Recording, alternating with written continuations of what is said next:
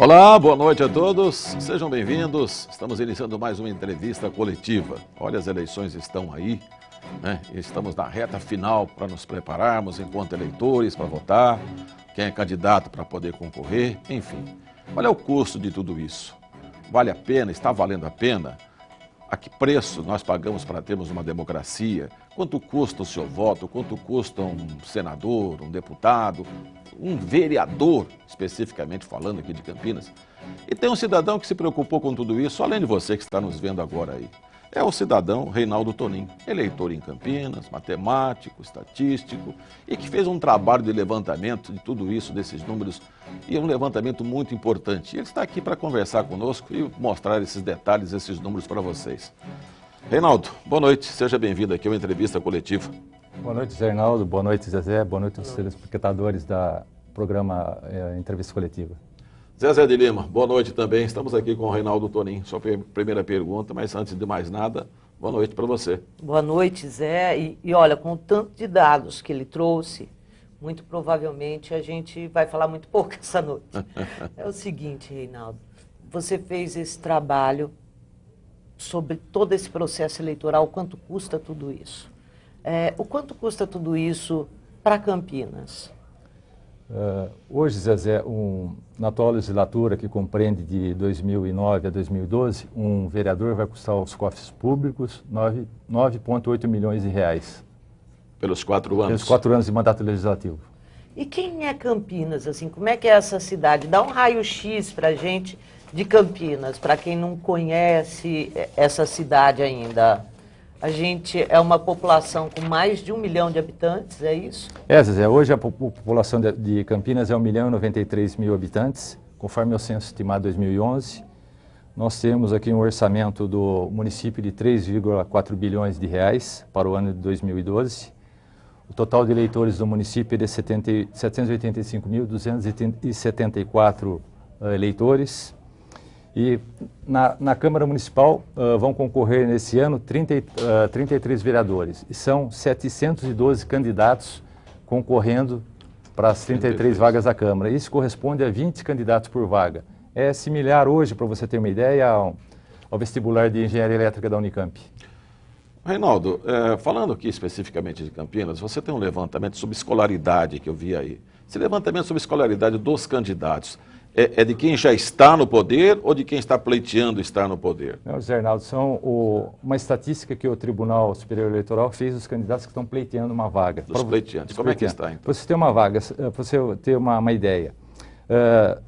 3 candidatos, lei escreve, ensino fundamental completo são 55 candidatos, ensino fundamental completo 103 candidatos, ensino médio incompleto 24 candidatos, ensino médio completo 225, superior completo, incompleto 59 e superior completo 243 candidatos, Zé Reinaldo.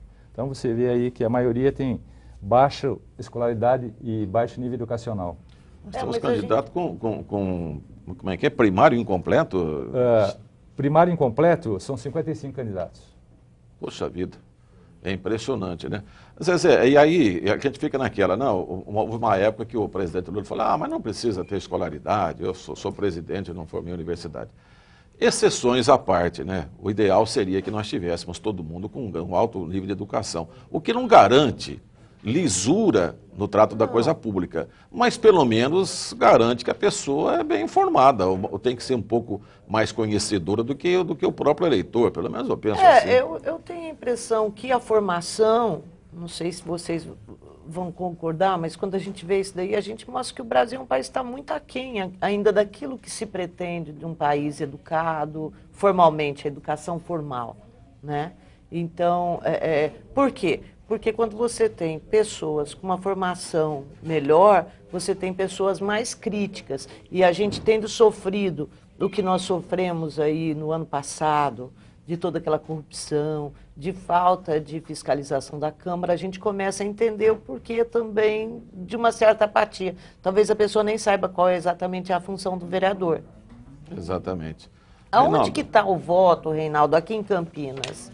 Quem são as pessoas, quais são os bairros que elegem os políticos aqui de Campinas, os prefeitos, os vereadores? Como é que é esse colégio eleitoral? Bom, o nosso colégio eleitoral, José, hoje é formado por 785.274 eleitores. E a zona eleitoral que tem a maior contingente de eleitores é a zona 378, que abrange a região do Ouro Verde, DIC, e vai até Campo Belo, até Vila Mimosa. Depois, em segundo lugar, a zona eleitoral 379, são 139.404 eleitores. Compreende a Vila Industrial, que vai até a região do João Boy do Lopes até o Campo Grande. Depois você tem a região, a zona eleitoral 275, que é a região de Barão Geraldo, 129 mil eleitores. E a outra grande região é a zona eleitoral 380, que compreende Castelo, Jardim Olina, Chapadão, Garcia e vai até o Jardim Passurama.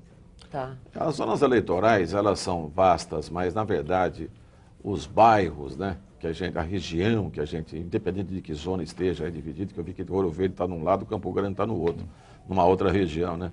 Mas, na verdade, essas duas regiões são aquelas sempre mencionadas por todos os candidatos. Somadas, quanto elas têm de eleitor? As duas primeiras? A região do Campo Grande e do Ouro Verde, que é DIC. Dá próximo de 300 mil eleitores. Metade, praticamente metade de todos os eleitores de Campinas.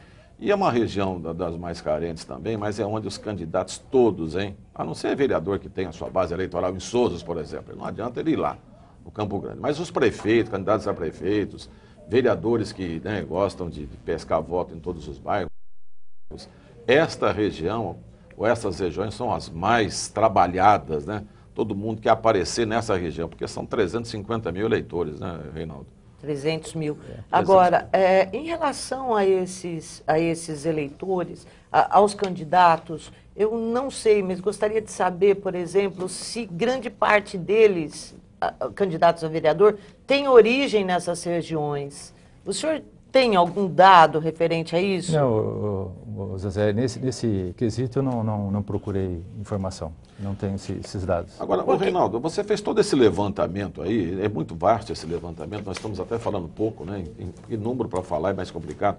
O seu objetivo é mudar a Constituição para que se diminua o número de políticos e de candidatos a deputado, vereador, senador, é isso? Zé Reinaldo, eu fiz uma proposta de emenda parlamentar, encaminhei para os 70 nobres deputados paulistas e para 12 seletos senadores. Hoje, a base são 67 mil cargos políticos. E com o meu projeto, reduziria para 49 mil, seria 20 mil políticos a menos. E como é que estão distribuídos esses cargos aí políticos em todo o Brasil? Gente, ele fez um trabalho também mostrando o total de políticos no Brasil e como que essa distribuição é feita na União, nos estados e também nos municípios. Considerando a base política do Brasil, o Brasil hoje tem 5.565 municípios. São 81 senadores, 513 deputados federais, 1.052 deputados estaduais, 59.764 vereadores e 5.565 prefeitos, totalizando 66.975 políticos. Entre vereadores, governadores, deputados e tudo mais. Zezé, na minha proposta de emenda parlamentar, seria a redução de 66.975 para 46.505. Isso reduziria em números 24.470 políticos a menos. Mas qual é o critério de corte que o senhor utilizou? O critério de corte, Zé Reinaldo, eu utilizei hoje, como é que é dividido o número dos políticos? É feito baseado no número de habitantes. Qual o critério que eu utilizei? Você fazer essa proporção baseado no número de eleitores. E considerando hoje o Partido Senado Federal. Hoje o Senado tem 3 senadores. Qual que é a minha ideia? Por estado, Por né? estado, da federação. São 81 senadores. A minha ideia, a minha proposta original era 2 senadores por estado da federação e eliminando o suplente. Então você cairia para 54 senadores. Mas aí o Estado com 2 ainda assim estaria bem representado? Sim, porque você tem igualitária. Você tem, acho que hoje o político ele tem que ver a necessidade do Estado dele e tentar trabalhar nessa necessidade com relação aos recursos que ele tem. Porque hoje o Estado, os políticos não usam parcimônia. Hoje o Estado tem uma necessidade infinita das demandas e os recursos são finitos.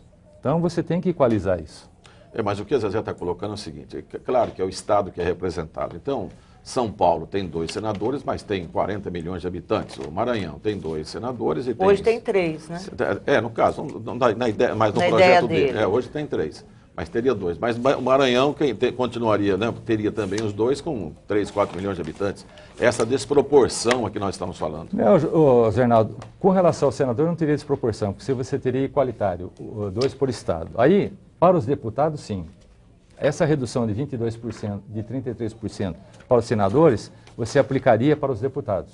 Então, você reduzindo a base ATO hoje de 513, 33% reduzindo, cairia para 342.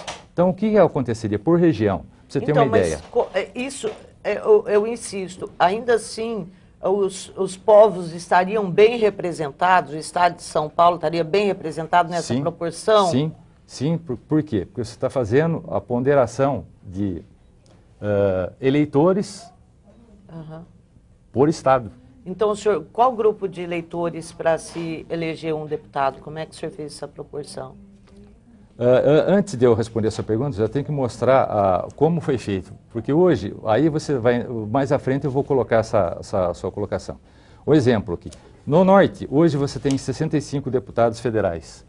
Com essa minha proposta, ficaria com 25. Senadores, 21, cairia para 14. No Nordeste, de 151 deputados federais, cairia para 93.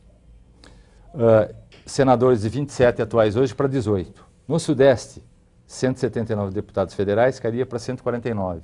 De 12 senadores para 8. No Sul, de 77 deputados, de senadores, cairia para 51. Deputados, de 77 cairia para 51. De senadores, de 9 para 6. No Centro-Oeste, de 41 deputados federais, cairia para 24. E de senador, de 12 para 8. Certo. Bom, só um segundo, nós temos que fazer... Bom, esse é um sonho de todos nós, o problema é realizá-lo, né? O problema é eles votarem isso. Reinaldo, só um minutinho, nós vamos fazer um pequeno intervalo, depois a gente volta com esse tema ainda, e também sobre a arrecadação e distribuição de impostos, né? Para os estados e para os municípios. Voltamos já.